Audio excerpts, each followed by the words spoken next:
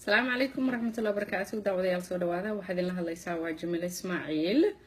xalay waa cudur daaranayaa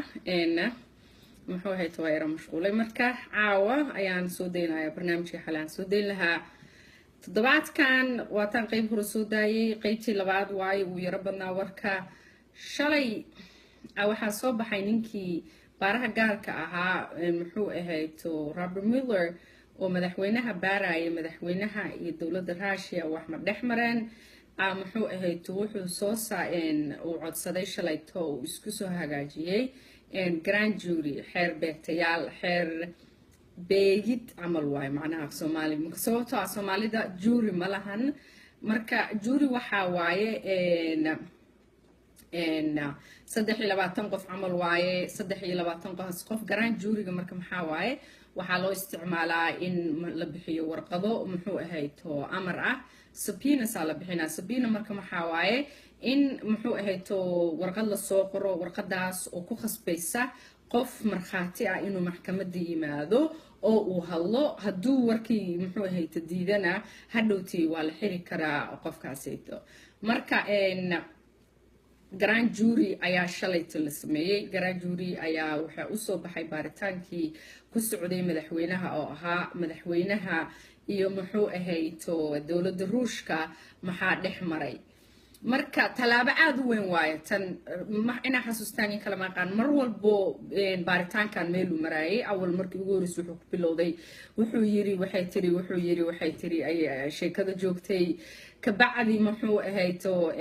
wiilkiisa waa tii sheekada ahayd meeshan wax ma mareen ma dhicintii wiilka Donald Trump uu meesha ka saaray haddana juuriga maadaama oo la soo xulay oo la keenay maxkamadda waxaa talaabada muxuu ahayd waxay cadeynaysaa in baaritaankani uu meel fiican ama meel inuu maraayo uusan ahayn wax qof iska muxuu ahayd ugaarsanayo waxa la aqoon raadinaynin amal ma ahan hadda waxa waaye wax la taaban karo ayuu u socdaa muxuu ahayd baaritaankan ayuuna ku socdaa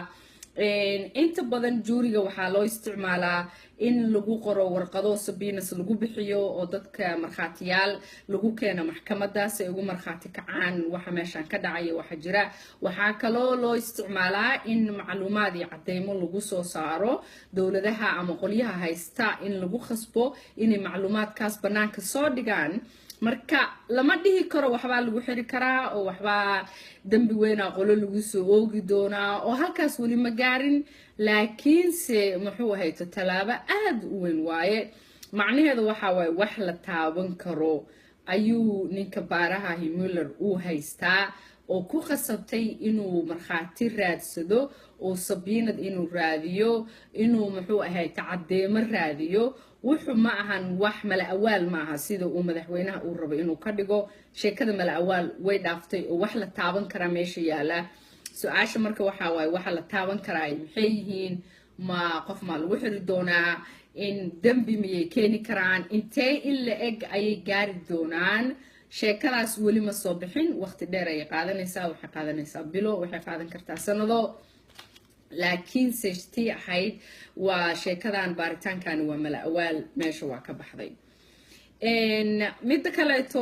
madaxweynaha mar walba tan labaadan rabo inaan ka hadlo waxa waay ninka baarahana mar walba inuu cambaareeyo inuu wasakheeyo inuu ka dilo shakhsiyadda ayuu isku dayaa inuu dhaho saanuu yahay kanuu yahay keeruu yahay marka waxaa mar walba la isla dhex maraa ninkan ma la ceerin doona miya niman badan waxay dhaheen ninkan hadaa ceeriso annagana muxuu ahayd adan kula dirayna siyaasad ahaan wuxuu keeni karaa qalalaasa badan ninkan hadii la ceeriyo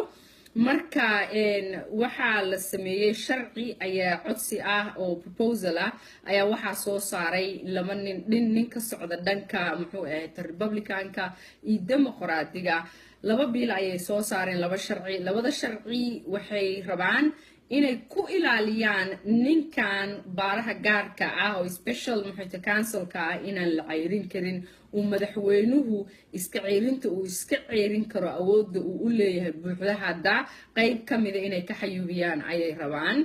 marka sharciga koowaad wuxuu leeyahay ninkan so the bill will require you and in maxkamad la horgeeyo ciidantiisa ayaa muxuu ahayto ayuu sharciga koowaad u dhigayaa maxkamadda la horgeynayaa muxuu ahayto ayaga eegayo waxaana sharciga ku qoran in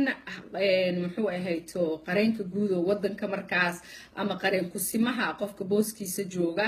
in uu muxuu ahayto codsi uu soo saaqro uu leeyahay hebel shaqadiisu way xuntahay shaqadiisa saanay tahay hal ciiriyo kabacdi ee maxkamadda ay tagto maxkamaddana ay go'aan ka gaari karto oo meesha waxay ka saarayaan madaxweynuhu inuu si toos ah u ciiriyo sharci noocaas la soo saaray mid waaye labay soo saareen midka kalena waxa waaye lacala hadii ay intay qaataan wadadaas maxkamadda la geeyo oo qareenka uu soo saaro muxuu ahayto codsi uu leeyahay ninkan hal ciiriyo ninkan waxaanu sameeyay in muxuu ahayto ninkii la ceyrin lahaa ama la ceyriyay oo baaraha gaarka ah kanba yuusan ahaanin hadduu rabo lacala mustaqbalka camal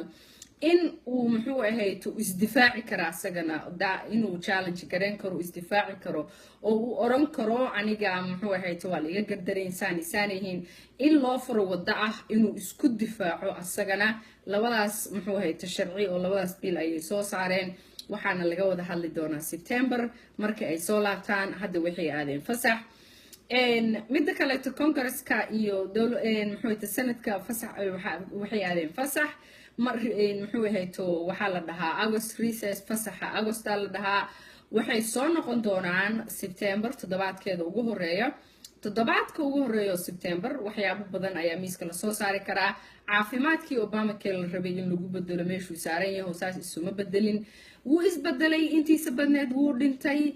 laakiinse maalintii dhaweyd markii caafimaadka gadaal loo celinayay oo laga guuleysanay nimanka qayb kamida caafimaadka ayay ahayd oo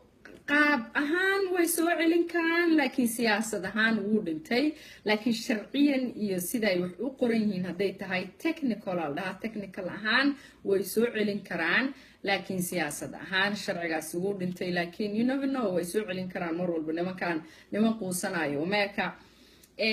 midda kale dawladda waa tii muxuu ahayto lacag temporary la siiyay sanadkan bilowgiisa ay ku sii shaqeyso Congress-ka waxaa laga rabaa inay gudbiyaan lacagtii ay dawladda ku shaqeyn lahayd haddii kale sidii 2013kii dhacday ayaa dhacaysa oo ah government shutdown dawladda xafiisyadeeda waa la xirayaa sababtoo ah lacagtii muxuu ahayto lama baaskareen oo lama ogolaan oo budgetkii lagama shaqeynin marka carqaladu ugu weyn oo markay soo noqdaan nimankan xeer dejiyayaasha ah legislators sometimes Soomaaliga iyo gambi xeer dejiyayaasha ah markay soo noqdaan waxa ugu weyn oo horyaala waxa waaye bisha September ee 9aad intaysan dhamaanin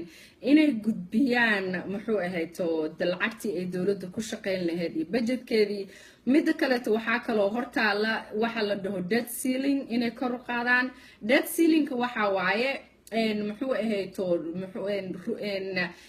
saqaf ka saaran lacagta ay dawladda qaadan karta intee uu leeyahay kaba soo qaad saqafka halkaan uu joogaayo kale ilaa intaan bas ay dawladda soo gaari kartaa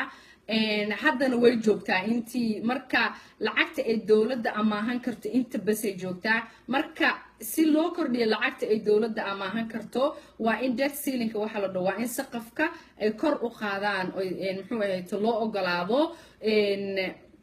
daaqad weyn dawladda loo furo ee lacag ku qaadan karto marka labadaas ugu muhiimsan inay gudbiyaan lacagtii ay dawladda ku shaqeyn lahayd iyo inay kor u qaadaan saqafka ee dawladda ama xadidaadda saaran lacagta ay dawladda qaadan karto waa inay taas kordhiyaan ayadana muxuu ahayto September ayaa laga rabaa intaas ayaa ugu muhiimsan toddobaadkan